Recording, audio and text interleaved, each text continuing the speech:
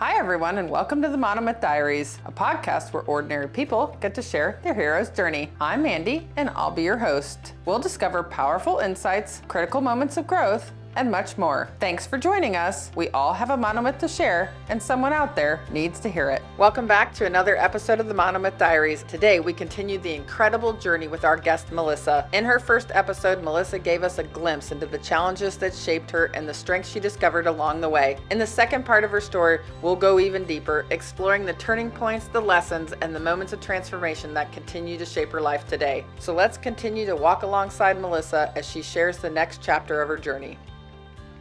Welcome back to the Monomyth Diaries, Melissa. Thank you. Glad you're joining us again. In our last episode, we left off with you have just been hit by a truck and you're in the ICU. We're going to pick up there today and talk about what was your mindset like when you woke up in the ICU? Confused. I bet. Lots of confusion. So the first memory I have after the blackout is somebody cutting my clothes off. So I'm trying as hard as I can to fight it. I can't scream and I really can't move at this point because I'm so broken. So this fear and this terror come over me and then I black out again. And the next thing I know, I'm awake in the ICU. Before I woke up, I remember my mom holding my hand, and I hear her voice talking to somebody, and I don't remember what she was saying. And the next thing I know, I'm holding the bear. She brought the bear that I had in the car when I went for my leukemia testing. And so I recognized the ragged fur. Oh, bless your mom. Yeah, so there was that connection. Just that love is back and the support, and then I blacked out again after that. But yeah, so I wake up with all these tubes and I can't move my neck, and so it's like, what is happening? Kind of like a space alien abduction, that you hear about, like what these aliens do to you and then they send you back. I don't know. That's kind of how it felt. Yeah.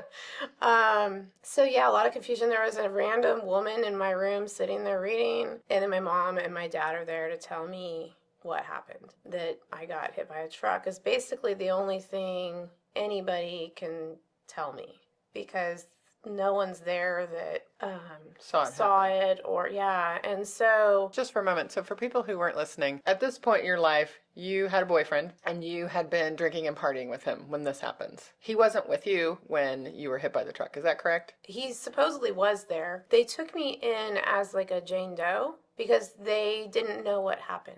Okay. There was speculation on if he pushed me, if I walked out trying to commit suicide, if I was just drunk and high and stepping off the curb. Like, we really didn't know what happened at that point. And so, yeah, when I wake up, I'm this Jane Doe, and I don't know what happened. And those questions start coming later. Right at that moment, I was just trying to figure out why I am this pincushion. So this is when your parents start to explain to you what has happened. Right. At this point, they've figured out who you are, and they have notified your parents. Right. How long were you out? I was out for 3 days. Solid, okay. Solid. And then coming back and forth with my mom and my dad there. And my mom finally told them, she's really sensitive to medication. You might want to consider backing the pain meds off a little bit. And they argued with her for quite a while. But my mom was used to that, going through the leukemia with arguing with medical staff and advocating for me. So they ended up listening. And then that's when I started coming back. Okay. What a blessing the leukemia situation turned into be. Yeah, I mean, I learned a lot from that to get me through what I would go through for the next few months. Right. And your mom, with all the knowledge of your medical history. Well, and through the leukemia, she built a strength that I had never seen in her. And then that carried on through to my injuries and how she handled me in the hospital at this point. And that brings me to another point. So my son was 4, and they came down and lived in my apartment and took care of him. And when I woke up, I'm kind of like, where is he? Mm-hmm. And he couldn't come in. So little kids weren't allowed to come in the ICU. And then later I find out she's telling me, when I come to a little more, that CPS is involved, and they're looking into the case to see if I'm a parent that can take care of him, or if I'm a druggie that, can't take care of him. And so questions of him staying with me start coming up. I bet that must have been terrifying. It was absolutely horrific because He was my sidekick. I always called him my little sidekick. You know, it was like Batman and Robin, and it was the two of us. And the thought of losing him was horrible. And we used to color pictures to each other. Oh. Luckily, my mom works for Family Domestic Violence Services, and she had knowledge of how this whole system worked. And so was able to kind of tell me what to say, what not to say, what they're looking for. And so I was able to use the right wording and explain what happened and try to gain the trust of these people. And then I found out the lady in my hospital was actually there to make sure that I didn't try to kill myself. Oh, like a suicide watch. Right. So they didn't. They didn't know. They didn't know what had happened. So all this going on, I'm like, I am not suicidal. I don't want to die. I don't want to leave my son. I don't want him taken from me. This is not who I am. Like, how these people are perceiving me is definitely not me. The person inside, deep inside me, is a straight-A student ballerina. The bottom line is that's who I am. And I rebuild my connection with God, grow stronger, and just kind of mentally say, I'm going to get out of here. I'm going to take care of my son, and we're all going to go home, and everything's going to be okay. And so that's when the fight really starts, with mentally becoming aware of who I am, what I'd gone through, how to change it, and who I needed in my life. I knew that the people that I had been with, I mean, not necessarily that they were bad people, they just weren't a good community for me. And so I had to step away from that and kind of restructure everything that I had been doing. What were the extent of your injuries? Right, because this is a big deal. You've got a 4-year-old. Right. I think you said you're in the hospital for 17 solid days. What were the extent of your injuries? So I woke up to a reattached bronchial tube to my lung. So they attached my lung back together. My ear was reattached. I had numerous spinal fractures. My pelvis was broken. My clavicle was broken. The skin was tore off my back and the back of my shoulder. My ribs were broken. This is a massive Right. accident. This was the first medical procedure to reattach. I remember you telling me one time that your bronchial tube. Yes, that was the first successful bronchial reattachment in the United States. Yeah, you're a walking miracle. So it was hard.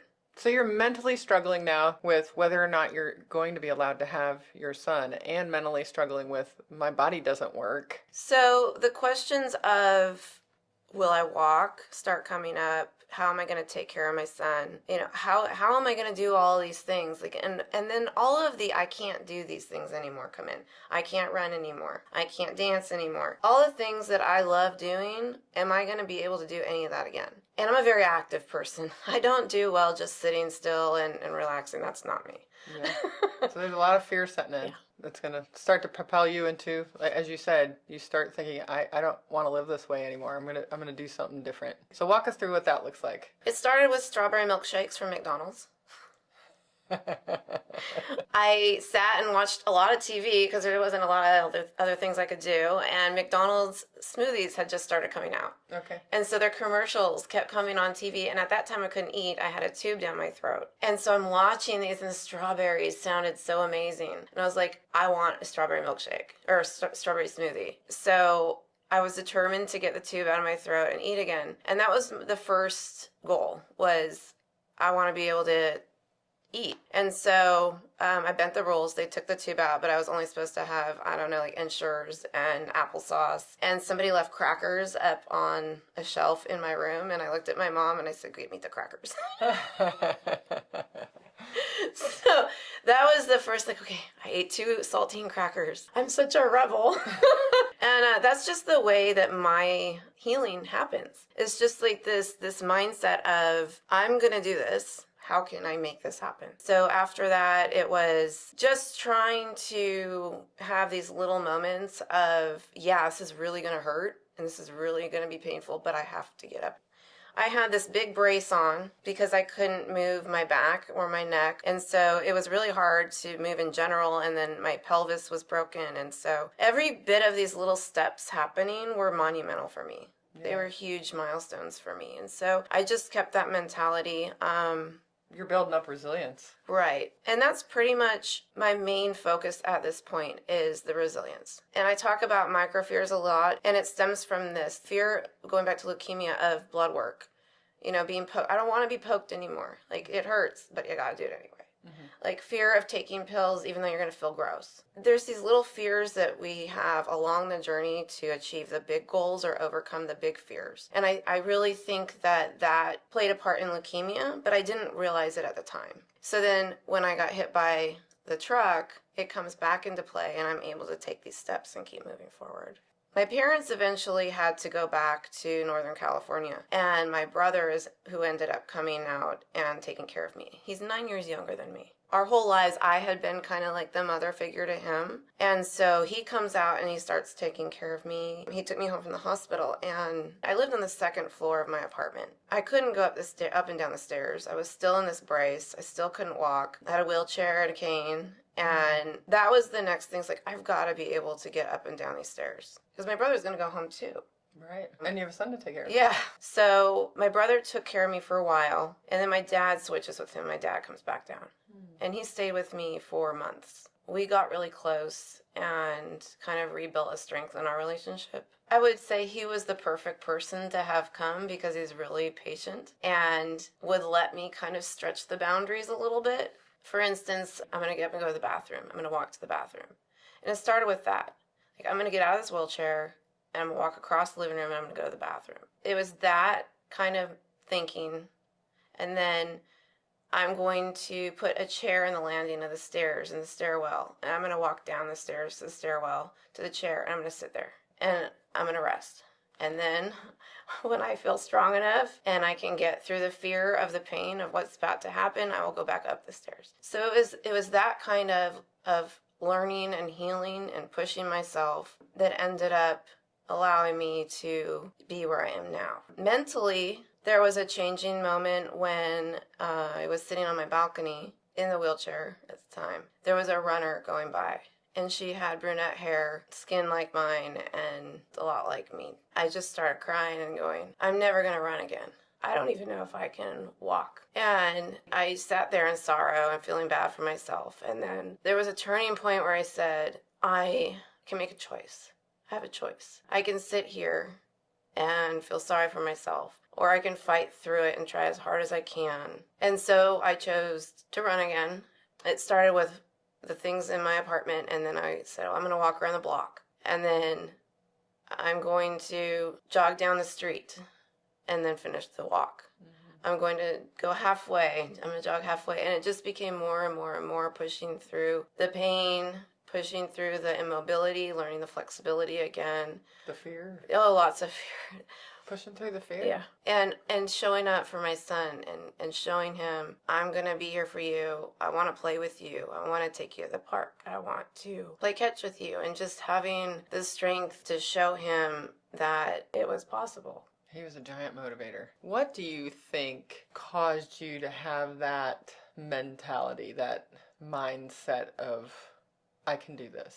Obviously, being hit by a truck, the fear of not walking, the fear of losing your son, I mean, that's going to give you motivation. But I'm just curious, like, what is it in you? I know you said at one point you reestablished your connection with God, and you've said you've always had this faith. Do you think that plays into it? Absolutely. There was a moment when I was unconscious where I had kind of a dream that I was in an attic, and my grandparents were in the attic with me holding my hand, telling me it wasn't my time yet. Oh. And I was really scared. I remember feeling really scared. And again, not knowing what's going on. Confused, but knowing that I wasn't by myself. I don't know if it was a sign from God. I don't know if it was my gates. I don't know if I was dreaming or under medication. But, I truly believe that it was him talking to me and saying, it's not your turn yet. You have work to do. So that was definitely a key component to me growing after that. I also had other things that I looked to help me reestablish who I was, and AA was one of those things. So I knew I didn't want to go back to partying. I knew I didn't want to go back to that life. And at this point, I was looking for anything that would get me away from that and help me heal internally. So I did go to AA for quite a while. I learned a lot, and I thought, everyone should go to a 12-step program. I mean, you learn so much. You really truly learn who you are. You learn boundaries, forgiveness, introspect, looking at yourself. Absolutely. What was my part in this? Yeah, it's something that would be beneficial to anybody. Yeah. I thought, what, even if I'm not an alcoholic, I need this. And so I kept going, and I had a sponsor, and I was in for quite a while, and I learned a lot. And at the same time, I started going to a yoga class, and I would cry. I'd be laying on the floor all relaxed, and the tears would just be coming down my eyes because it would be taking care of me. For the first time, it was looking at who I was and believing in myself and loving myself and forgiving myself for all the things that I'd done. And that's when the internal love started growing. And I thought, this is what I need. Yeah. When we were talking about in the last episode about you were always looking for some sort of external solution to how you were feeling to solve your inside problems. And now you're realizing this has got to come from within. I have to heal the inside of me first. And there's a lot of regret. I'm 30, 31, and just now realizing this and looking at my past going, oh my gosh, all the things I could have avoided, all the things that I could have done different. And I had to come to terms with, but this is who I am now. I have a beautiful son. I live in Los Angeles in the sunshine with the beach. I have to be thankful. Every day I wake up and take a fresh breath of air is a miracle. Somebody described it to me once. It's sort of like when you're driving in your car, you have to look in your rearview mirror every once in a while. You have to glance at it. We have to look at our past because it helps us grow, but we can't live there. We can't live in that regret. Gotta glance at it so you can... Reminder. Yeah, reminder to keep moving forward and do better than I used to do, but don't stay there. You can't stare in your rearview mirror and drive. Right. To me, that made so much sense, and I can hear that's what you're saying. I like that. I'm sure it was somebody in program who said that to me. Maybe. I hear a lot of good stuff. A lot of coping skills. So you're doing yoga and you're doing AA. What other tools and strategies are you using to grow during this time? I did a lot of reading and reconnecting with spirituality. I ate better. I was really trying to take care of myself. I was in physical therapy, yoga, walking, trying to jog. Do you have a day that you remember for the first time being able to run again? Just to back up a little, I had done my first marathon before this happened. Okay. So for the Leukemia and Lymphoma Society. Okay. The organization is called Team in Training. They teach you how to run marathons and you raise money at the same time. Okay. So I had started running and I loved it. It was like I felt free. So when I wasn't able to do it, it was hard. Coming back to it, I remember exactly what I was wearing. So yellow shirt and green shorts. I don't know, but I could see it. And when I ran the block, that was an awakening moment for me. Like I did it. Another moment that was a woohoo moment. I went to my doctor and I'm in the wheelchair and they're like looking at everything and he took the brace off and I said, "Okay, can I run now? I got this." So you say you're reading now. What kinds of things it was all self-help. It was finding yourself and building strength and boundaries. And I think I just really needed to restart. I needed to hit the restart button. And I cleared everything out. And as far as community around me, and I found a church and just really started rebuilding from the foundation up. What about your community and the people you're surrounding yourself with? What does that look like now? So it was really lonely at first, but something amazing happened. Yeah, let's talk about that. My son and I were coming home from somewhere. We were on the second floor, like I mentioned, and so we're going up the stairs, and this apartment is right here on the first landing. And I look in, and there's this poor guy sitting on this ottoman in the middle of the room with no other furniture, sweating like crazy, red-faced. And I'm like, "Would you like some water?" He likes to tell it as I said, "You look hot," but. I can see where he would like that. Yeah. So I went up and got him water. That was the beginning or like the roots to our relationship. And he had a roommate. Can we give this man a name? His name's Chris. So Chris is your husband. Yeah. At the time he wasn't. So you're just meeting Chris. Yes. And he's moving into the apartment complex where you live.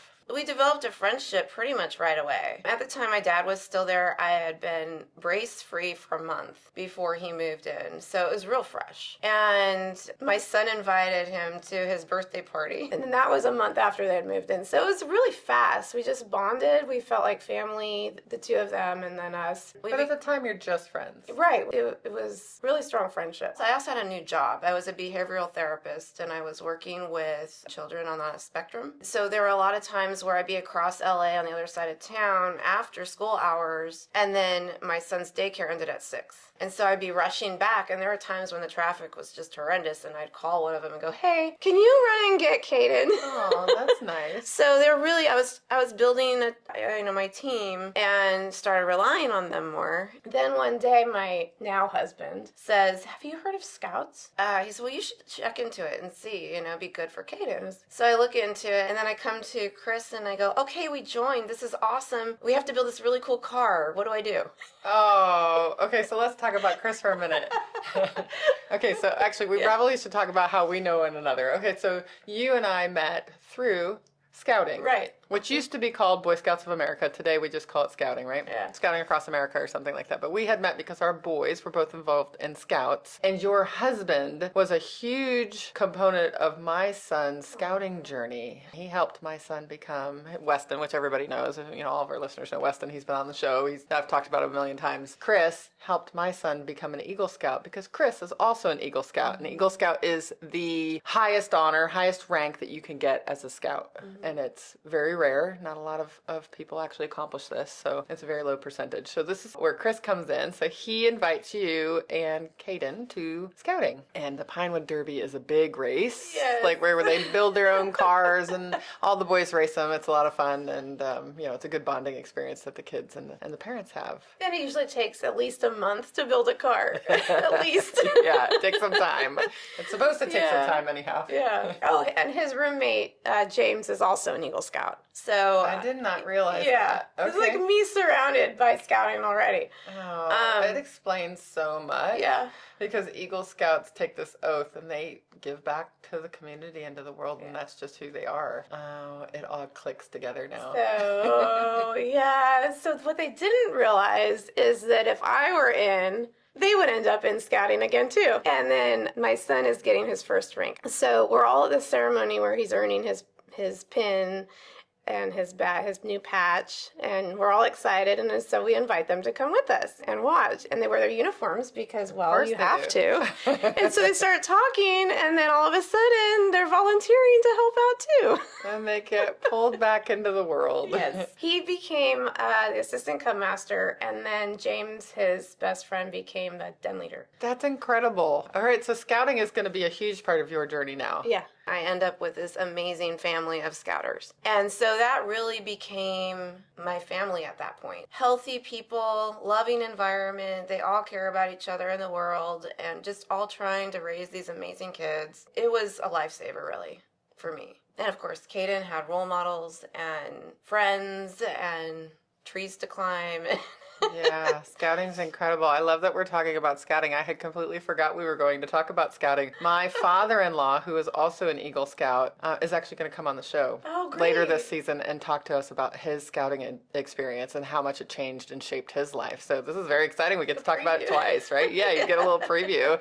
Yes. So you're getting a twofer. You're getting Chris and scouting for your son. All right, so tell us how your relationship with Chris evolves. Through scouting. So because we meet so often and we're doing all these activities together, and this is my new tribe, he's part of that. So we're together a lot. We ended up just working really well together, bouncing ideas off each other. I become a den leader, so I'm now in a leadership role, and I've never done this before, and so I'm looking to these other people who have these leadership skills to guide me and to kind of help me and suggest ways to survive with 14 boys in my den. So through that, we grew really close. There was a point in our relationship where we were like, okay, this is starting to become more than friends. Let's talk about this. And it took some time. It took me some time. I was really scared that I would lose them as friends if it didn't work. Like, they live right below me. If this doesn't work, we're stuck with each other. Like, I had these bad relationships in the past. They knew that. So I'm talking to Chris about all this, and I was open. Over some time, we sat on the balcony and we had a business meeting, so to speak. And this is perfect for our relationship because we get along really well. I'm thinking about these things. What do you think? And then he would tell me, and we would kind of have this conversation. Where are you in religion? Where are you with finances? Where are you with parenting? We had all these conversations with all these topics to make sure we were compatible. I love that. So this is probably a brand new experience for you. Yeah. Because you told us before in the last episode that your picker was kind of broken, like your man picker. I don't even know if I had a picker at that point. Yeah, I had to regrow one. But those are probably conversations you've never had before. No. I was scared, but for me and for my son, I didn't want him to lose somebody that was now really important in his life too. Oh, that's a really good point. Yeah, okay. It was me respecting myself and also thinking about him. You know, he'd already been through enough, for sure. He didn't need another letdown. I was really cautious. I wanted to make sure that I took every step I could. I talked to my mom. She's like, but he's a really good guy. So then, I crossed over. I was like, okay, I was sold. And then we started dating, and it grew from there, and we ended up getting married in 2016. So the scouting continues, and then I get pregnant with our baby girl. So her first scout meeting was 3 days after she was born. Oh, wow. Yeah. 3 days. Yeah. This is how scouting works in my life. Yeah, it's been a huge part. It's a huge part of our family. After that, we moved from Los Angeles to Irvine, where my husband had finished his architecture master's, and he was now building his hours and working on his licensing. So he gets a job at a firm in Irvine, which is 45 minutes south of Los Angeles on a good day. And at this point, I've built this family and community, and we move, and then I don't have that anymore. Mm-hmm. And now I have a baby, and I'm alone. Or at least feeling alone. He was working a lot of hours trying to build himself and his career. Chris kept saying we could move. It took a long time and a lot of internal arguing with myself over what to do, what was the right thing. So we chose Houston. That makes sense. There's a lot of opportunity here. Yeah. We came out, and I thought, okay, I can't be at home with kids, and I can't be by myself, like cave myself in. And in the past, that's what a coping mechanism has been for me. And so I was like, I can't do that. I love that you recognize that. You have that awareness now. My friends would be like, where are you? Okay. So we found a church. That was one of the first things we wanted to do, was find a church with kids in it. So our church had a preschool. It came up the first time we were at church that they were looking for preschool teachers. And through conversation, this lady had found out that I had this background experience. And she said, would you like to be a preschool teacher? And it wasn't the money that I said yes to. It was the people, the community, staying in touch with religion and my faith. It's a position of success. Yeah. Rather than a position of finance. Yeah. Mm-hmm. So I thought, from there, we'll just figure it out. Yeah. So my daughter ended up going to preschool there, and I taught. And it was a great opportunity to meet amazing people and learn to pray out loud. Because I had grown up, you're not a loud Lutheran, you're a quiet Lutheran. And so pray in private. Yes. I grew up that we pray in private. That's the way I was raised as well. Mm-hmm. I had never talked about religion to anyone. And so now I'm in this church that actually does that. And so it gave me the ability to kind of come out of my shell a little bit more. In the meantime, my husband had found a great job. He's still at the same company. We also ended up with our youngest, and he's 5 now, and a blessing, just like the other two. And it was a completion of the puzzle. Like, he was the last puzzle piece that we needed. So many blessings, so many things to be grateful for through the long journey to come out and be where I am now. That has driven me to have this feeling of now coming out and sharing that with other people. 3 years ago, I decided, okay, do I want to go back and get my marriage family therapist license. I've always been in the behavioral field or psychology, something to do with that. And I found coaching. Coaching is a very different way of looking at things from psychology, in that in psychology you kind of work on past traumas and psychological disorders, and you come up to a baseline and heal. And then coaching is kind of taking that baseline and moving forward. You're good to go. Where do you want to take this? What goal do you want to hit? How do you want to get there? Let's create a plan. Kind of helping people move forward and progress and reach their goals. And that was what interested me more. I felt like I had a great education in breaking down a goal and taking these little steps to earn it at the end and overcoming all these fears. And I want to give that to other people. I want other people to see that they can get to where they want to go. And so, yeah, I went back and I got my certification and built up my hours. I'm now studying for my exam, which is slightly terrifying, but there's the fear, right? I love that in the last episode we talked about how you failed out of college. Yeah.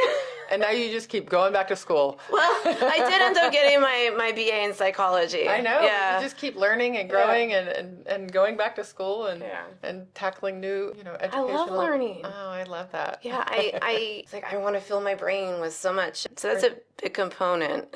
It is. And you have used your personal story in your coaching, because when you first started coaching, you weren't doing what you're doing now. What did you start with? So I started working with moms who are trying to balance it all, husbands working, them working, the household going crazy, how to handle it all. I feel like that was really important. And then I started looking at, okay, what are other underlying issues that are causing these things? And so then I thought, okay, work's a huge stressor. And if they're demanding long hours and you feel kind of not so great at work, how can we make that better? So then I started working in high stress environments of architecture, engineering, and construction. That's a big shift.